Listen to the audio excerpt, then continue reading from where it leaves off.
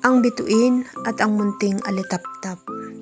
Noong unang panahon sa isang tahimik na kagubatan, may isang munting alitaptap na nangangarap maging kasing liwanag ng mga bituin sa langit.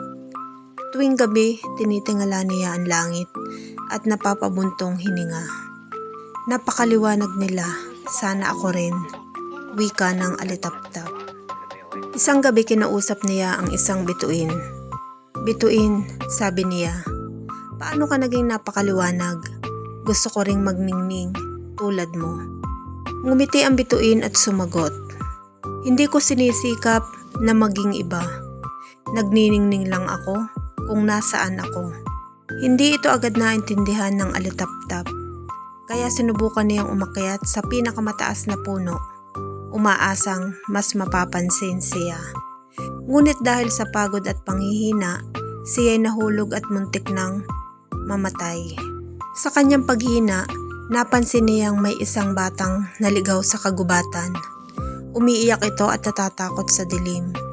Kahit mahina na, ginamit ng alitaptap ang natitira niyang liwanag upang gabayan ang bata palabas ng gubat.